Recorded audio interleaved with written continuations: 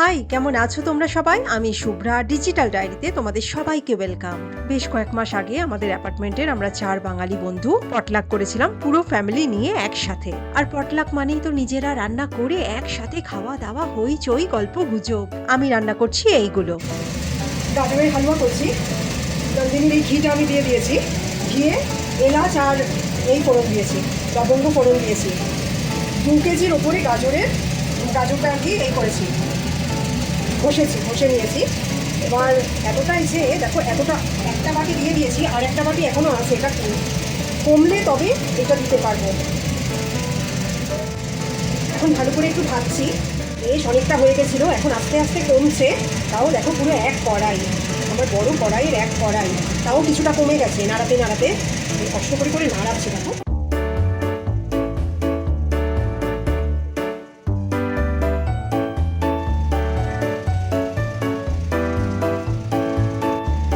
এখন দুধটা মিশিয়ে একটু নাড়িয়ে নিচ্ছি।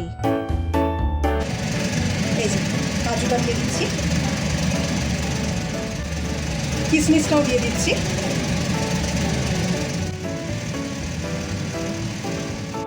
খোয়া দিয়ে দিয়েছি।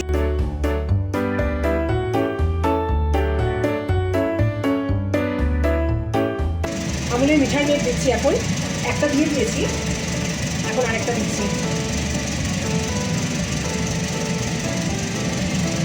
বেশ জেনারেসলি দিতে হয়, তাহলে টেস্ট হয় না, বলো? দুধ, খোয়া, মিঠাই মেঘ। এত সব কিছুর মধ্যে ইচ্ছে করেই মিল্ক ক্রিমটা আর দিলাম না। পরিমাণটাও বেশ অনেকটা হয়ে গেছে, ঠিক বুঝতে পারিনি প্রথমে। দিয়ে দিলাম চিনি। এবারে অনেক বাড়ি দিচ্ছি আর কি, আর টেস্ট করে দেখছি ঠিকঠাক হয়েছে কিনা। এই মনে হচ্ছে লাস্টবার দিলাম, মানে আর দিতে মনে হচ্ছে হবে না। একটু মিল্ক পাউডারও মিশিয়ে নিলাম।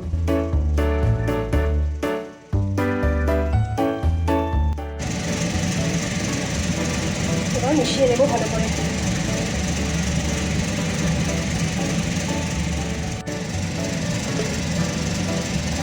এই ঘিয়ের বোতলে হাফ বোতল ঘি ছিল, হাফ বোতলে বেশি ঘি ছিল, পুরো লেগে গেছে। আর কি কি দিতে হবে? এবার কেওড়া ওয়াটার, রোজ ওয়াটার। বাকি আর কিছু নয়? এটা এরকম মানে শুকনো তো হবে না, এখন না, ভেজাই থাকবে। হ্যাঁ, একটু গোলাপ জল, একটু কেওড়া জল আর একটু এলাচ গুঁড়ো দিয়ে দিলাম। ব্যাস, গাজরের হালুয়া কমপ্লিট। তবে পরিমাণটা একদম বুঝতে পারিনি প্রথমে, তাই অনেকটা বেশি হয়ে গেছে। এবার বানাচ্ছি এগ ডেভিল। ডিম আর চিংড়ি আলুর পুর দিয়ে বানাচ্ছি এটা, তাই ডিম চিংড়ির চপও বলা যায় একে। তবে পটলাকে আমাকে দেওয়া হয়েছিল শুধু গাজরের হালুয়া বানানোর জন্য। এগ ডেভিলটা ওদেরকে না জানিয়েই বানাচ্ছি, একেবারে খাবার সময় সারপ্রাইজ দেব। এখন রান্না হচ্ছে, রাজেশ্বরী হচ্ছে একটু ভেন্ডি, বরবটি আর কুমড়ো দিয়ে একটা ভাজা করছে, কালো জিরে ফোড়ন দিয়ে। আর আমার এখন চিংড়ি ভাজা চলছে। মাঝে মাঝে রাজেশ্বরীও হেল্প করছে আমাকে। চলছে। আজকে 1 কেজি চিংড়ি কিনে আনা হয়েছে, তো ওটারই হবে আর কি। এদিকে আলুও আমি সেদ্ধ করে রেখেছি, সব দিয়ে মাখা হবে।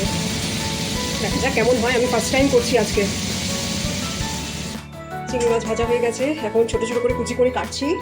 আর এদিকে রাজেশ্বরী আমাকে পেঁয়াজ কেটে দিচ্ছে, আদাও এই হয়ে গেছে আর কি, কষে দেওয়া। চিংড়ি মাছটা এখন কুচি করে কাটা হচ্ছে। আসলে কুচো চিংড়ি পাওয়া যায়নি, এর থেকে ছোট চিংড়ি পাওয়া যায়নি। এই চিংড়িগুলো এরকম সাইজ, বা এর থেকে একটু বড় এরকম টাইপের সাইজ। সেগুলোকে একটু কেটে এই করে নিচ্ছি, ছোট করে নিচ্ছি। এই কড়াইয়ে আমি সর্ষের তেল দিয়ে, তারপর জিরে আর কালো জিরে ফোড়ন দিয়ে দিয়েছি। তারপর দিলাম হচ্ছে পেঁয়াজ, প্রচুর পেঁয়াজ কেটে রেখে গেছিলো রাজেশ্বরী, পেঁয়াজ দিয়ে দিলাম। পেঁয়াজটা আধ ভাজা হয়েছে, সেই সময় একটু আদা বাটা আর রসুন বাটা দিলাম। তারপর কিছুক্ষণ নাড়িয়ে আবার একটু হলুদ আর লঙ্কা গুঁড়ো দিলাম, একটু লবণ দিয়েছি, একটু জিরে ধনের গুঁড়োও দিয়েছি। গ্রিন পিসটাও দিয়ে দিলাম।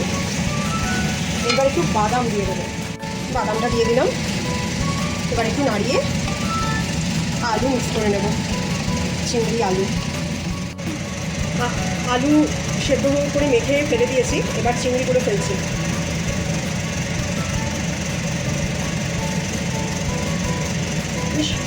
পুরো চপিং বোর্ডটা তেল হয়ে গেছে।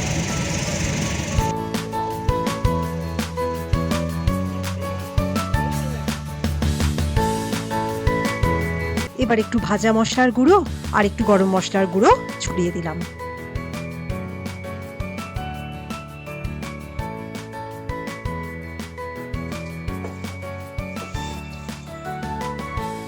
সবই হয়ে গেছে, এবার জাস্ট আরেকটু শুকনো ড্রাই করতে হবে, তার জন্য একটু নাড়িয়ে নিচ্ছি। আর একটু ড্রাই করলে গোলটা ভালো হবে, গোল বা যে শেপটা আমি দেবো ভালো হবে।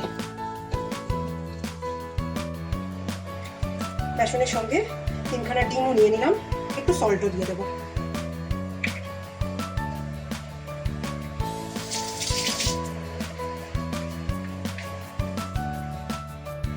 এটা হচ্ছে bread crumbs, panko bread crumbs. এটা দিলে একটু বেশি ক্রিস্পি হয় আর কি, নর্মাল ব্রেড ক্রামসের থেকে একটু আলাদা। আজকে ডিমের ডেভিল বানাচ্ছি, মানে এগ প্রন ডেভিল, প্রনও আছে এর মধ্যে। সোজা কথায় ডিম চিংড়ি আলুর চপ। এটা একদম কাউকে না জানিয়ে বানাচ্ছি জানো। পটলাক করার যখন কথা হয়েছিল সবাই মিলে ডিসাইড করেছিলাম প্রত্যেকে একটা একটা আইটেম করে বানাবে। সেই মতো শ্রীপালি করবে চিকেন বিরিয়ানি, নীলাক্ষী করবে মাটন কষা, ওয়েন্দ্রিলা দুখানা স্টার্টার, ও অবশ্য দুটো আইটেম করছে, ক্রিস্পি কর্ন আর ড্রাই চিলি চিকেন। নীলাক্ষী আর শ্রীপালি বেশ বড় বড় দুখানা আইটেম করবে, তাই দুজনকে একটা একটা করেই আইটেম দেওয়া হয়েছিল বানানোর জন্য। আর সবশেষে আমার ভাগ্যে পড়েছিল ডেজার্ট, তাও আবার একটা মাত্র আইটেম। আমিও ভেবেছিলাম ওয়েন্দ্রিলা যেমন দুখানা স্টার্টার বানাচ্ছে, আমিও দুখানা ডেজার্ট আইটেম বানাবো। ও বাবা, এই কথা বলতেই সবাই এমন ভাবে তারস্বরে না না না না করে উঠেছিল, আমি তো ভয়েই আর একটার বেশি ডেজার্ট বানানোর নাম আর করিনি। শেষে একটু ভেবে চিনতে কাউকে না জানিয়ে আমিও এই স্টার্টারটা বানাচ্ছি। ভয়েই আর কাউকে জানাইনি বাবা, শেষে যদি আবার না করে দেয় আমার পুরো ইচ্ছেটাই মাঠে মারা যাবে। বানিয়ে নিয়ে গেলে তো খাওয়া হয়েই যাবে সবাই মিলে, আর না খেতে পারলে সঙ্গে করে নিয়ে যাবে যে যার মতন। প্রতিবার পটলাকে তো এটাই হয়, যে খাবারগুলো বেঁচে থাকে সবাই পাকাপাকি করে আমরা নিয়ে নিই লাস্টে। কোনো খাবারই নষ্ট করা বা ফেলা হয় না, এমনকি আমাদের বাচ্চারাও একটুও খাবার নষ্ট করে না জানো।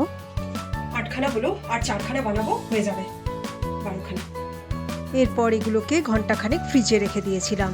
ফ্রিজে রাখলে কি হয়, একদম যে নরম ধরলেই শেপটা খারাপ হয়ে যাবে এই ব্যাপারটা থাকে না, মানে একটু শক্ত আর টাইট হয় আর কি।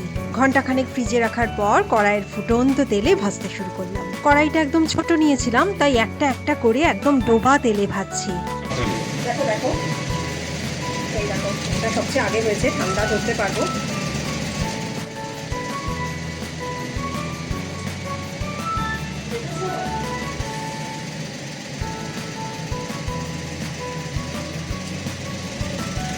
ফার্স্ট টাইম বানালাম, এত ভালো যে শেপটা হবে আমি নিজেই আশা করিনি। তবে খেতে কেমন হবে বলতে পারছি না, ওটা তো সবাই খেয়েই বলতে পারবে। তবে স্টাফিংটা মন্দ হয়েছিল না, আলু চিংড়ির পুরটার টেস্টটা কিন্তু বেশ ভালোই ছিল। মেহা, সমিত, আমি তিনজনেই টেস্ট করে দেখেছি, তবে বাবার জন্য একটা অন্যরকম জিনিস বানিয়েছি।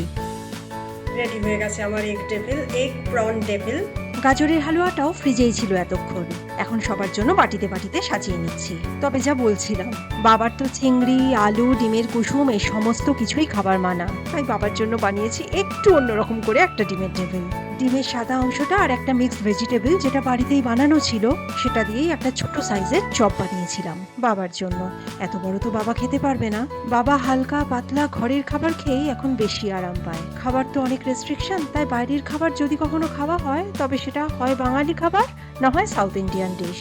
এগুলোই সহজপাচ্য হয় তার জন্য, তবে ভীষণ ভেবে চিনতে দিতে হয়, এগুলোর মধ্যেও সব খাবার খেতে পারে না। তবে এই পটলাকটা হচ্ছে ওয়েন্দ্রিলার বাড়িতে, আর বাবাকে এইবার যেতেই হবে ওয়েন্দ্রিলাদের বাড়িতে। ওয়েন্দ্রিলা আর ওর হাজবেন্ড প্রীতম আমাদের বাড়িতে এসে বাবাকে আলাদাভাবে স্পেশাল নিমন্ত্রণ করে গেছে, তাই বাবা যাবে, কিন্তু ওখানে গিয়ে চা আর বিস্কিট খাবে, এই কথাই হয়ে আছে। এবার আসি শেষের কথায়। আজকে তোমাদের দেখালাম পটলাকের জন্য কি রান্না করলাম, আগামী গল্পটা হবে পটলাকের। আর গত সপ্তাহে তোমাদের কাছে কোনো গল্প নিয়েই আমি আসতে পারিনি, তার জন্য আমি সত্যিই দুঃখিত। আসলে মেয়ের এখন অ্যানুয়াল পরীক্ষা চলছে, তার জন্যই একটু ব্যস্ত ছিলাম। এখনো পরীক্ষা চলছে, তবে আমার ব্যস্ততা একটু কমেছে, তাই এই সপ্তাহটা আর মিস করছি না। আর এই গল্পটাও অনেক দিন ধরে তোমাদের বলা হয়ে ওঠেনি, এই ফাঁকে বলাও হয়ে গেল তোমাদের। ভালো থেকো তোমরা সবাই, আবার দেখা হবে আগামী সপ্তাহে পটলাকের গল্পে। ততক্ষণের জন্য বাই।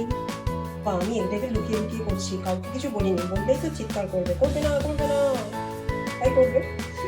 সেই জন্য কাউকে কিছু বলিনি। ভালো ভালো